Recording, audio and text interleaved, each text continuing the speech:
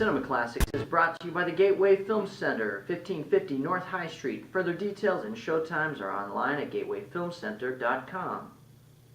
The award-winning Cinema Classics is produced by John DeSando and Johnny DiLoretto. Listen to the shows online at WCBE.org. I'm John DeSando. And I'm Johnny DiLoretto, and we're joined again with our special guest, Jordan Hanhilammi. On Cinema Classics. On Cinema Classics. Yeah. I forgot that part. I figured everybody knew at this point. Well, now I know that they can't see the sign. We had to make sure. Okay, so today we're going to scratch the surface of one of Jordan's favorite topics, which is comedy. Yeah. And two guys, we got locked in some conversation, I'm sure, post-recording session, John, about the passing of Robin Williams. Got it. And I think I told you, well, obviously I'm a comedy fan. I love comedy. Yep. And I just never have connected with Robin Williams. Okay. I never really, I enjoyed Robin Williams when I was younger, when he was on Mork and Mindy and when he played Popeye. Yep. And then everything after that, I kind of like, it's not that I didn't enjoy watching him perform, or it's not that I didn't enjoy some of the films that he starred in, but I just never really revisited them. I just had no desire. So there was something about what he was doing that wasn't connecting with me. Now Jim Carrey, on the other hand, I think is brilliant. Okay. And that guy just strikes me funny every which way. Yeah. So what about you? Well, according to the topic that we last had with Jordan, annoying, Robin Williams annoys me when he tries to be too serious. Okay. I think he's better Miss Doubtfire, whatever ones that have a comic. He's very good comic. When he gets it, now I realize Dead Poet Society, he's very good at it. Yeah. But there were some like Patch Adams or stuff that he was really trying too hard and getting to annoy me. When he gets really earnest, yes, he starts to get really weird. I know, right? Ill at ease. Now, when Robin Williams is at his comedy game. Yes. And he's doing this rapid-fire, manic, referential, sort of weird association stuff. That, again, I almost appreciate it for its individual qualities. Like, I appreciate the mania. Yeah. I appreciate the energy. I appreciate the references. I appreciate the references he's making. But it doesn't come together in necessarily anything funny. And so now, having set that stage... Well, did we say anything before Jordan weighs in about Jim Carrey other than you like him? I mean, to me... I think Jim Carrey's, when his comic performance comes together, it's just effective for me. I don't know if I can explain why. I think it's... I like his absurdity. I respond to that.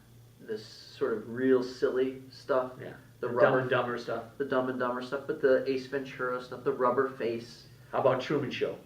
Then see, you can he gets a little grating too. I When know. he goes earnest, Yeah. he gets into some trouble too. That's right. How do you feel, Jordan, about those two? Well, with Rob, I'm a big fan of both.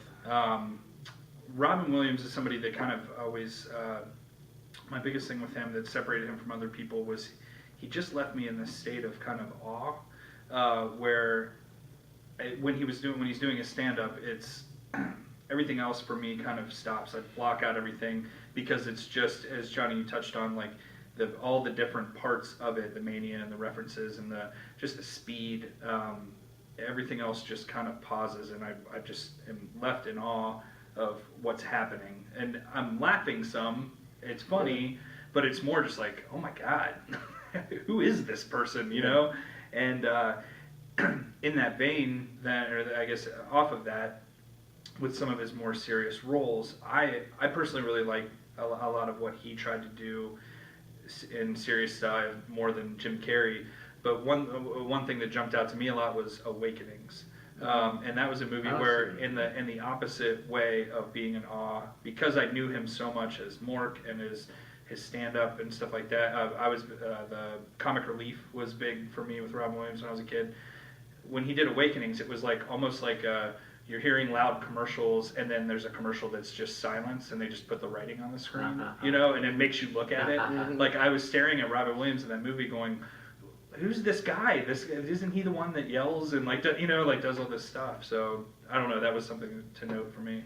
And I think that's a great point, and something I didn't think about. I also I like Awakenings a lot, and De Niro I think gives a really great non-De Niro-esque performance in it. But I think that might account for the performance you get from Robin Williams in that movie. He is actually face to face with one of the great screen actors of the last 70 years, and so. I don't know how I arrived at that number, but just go with me. Yeah. But you know what I mean. And when you look back at Robin Williams' filmography, there are other films in which he has a really superb cast to work with. But for the most part, he's headlining these movies. Except say Good Will Hunting. Yeah, and even then, I mean, whatever. Like Matt Damon, you're talking about. Yeah. Yeah, that's. I mean, but he's not headlining it. And Yeah, he gets in there. He must have gotten a nomination at least for that. Being right? opposite. Did he win? He won. He won. Yeah. Being opposite a competent actor, I think, allows him to scale back his more gauche, earnest stuff. Yeah. But what about Jim Carrey? Or do you like Jim Carrey? Very much. I think that he is superior to Williams in his facial expressions. His rubber face knocks me out. And you know, and I've shared with you, how I could crack up when he does the satire of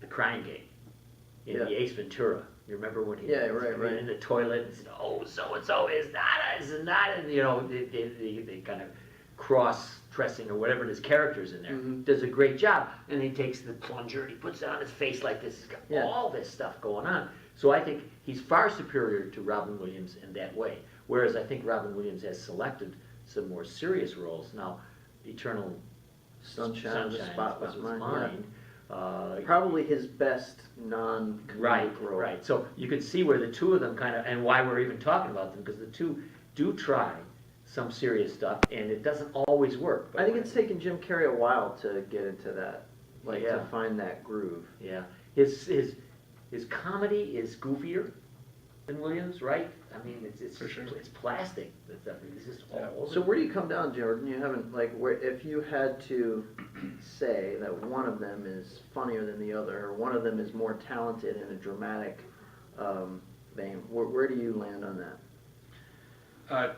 To me, dramatically, I don't think it's anywhere close. I think Robin Williams I think he was a very good dramatic actor. I think I'm all in on Good Will Hunting. I love that movie. Yeah. I think he's great in it.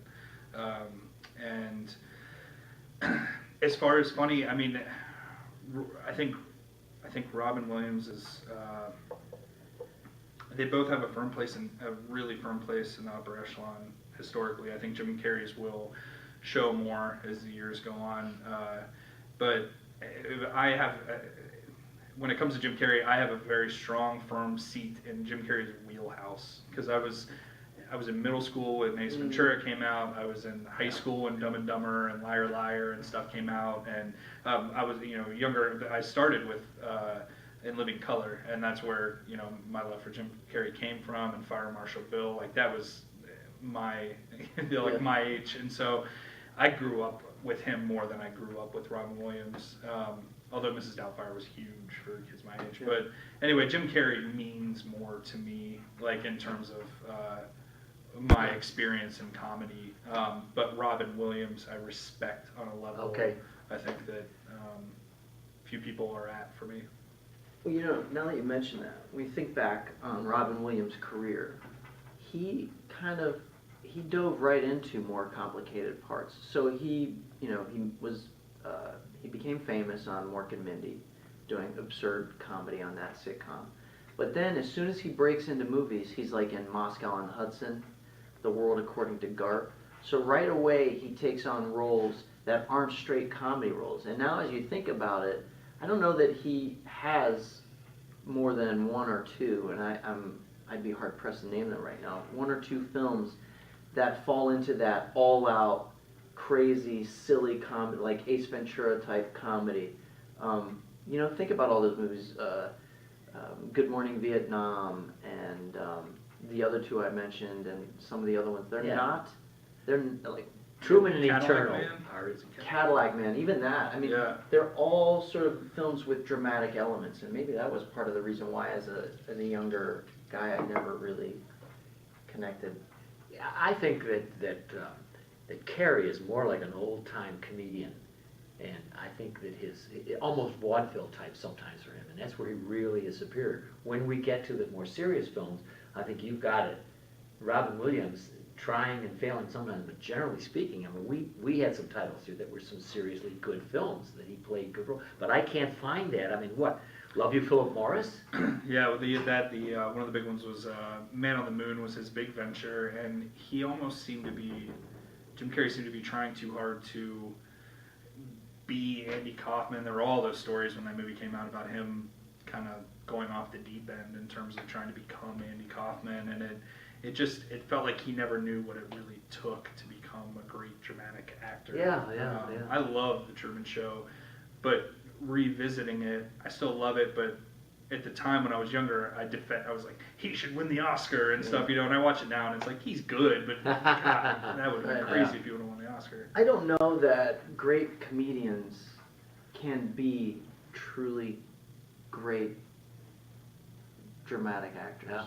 And now, that doesn't mean that they can't give really effective dramatic performances, and that they haven't. Yeah. And that you can watch a movie or with a comedian in it giving a really moving performance. I'm not saying that. But I think that it makes them work against the grain of where their real talents are. And although you can get something effective out of it, I just don't know that you could ever get something like Raging Bull type performance out of them, or like even something like from Jimmy Stewart, or It's so difficult to get over when you're going against the grain. yeah, for sure.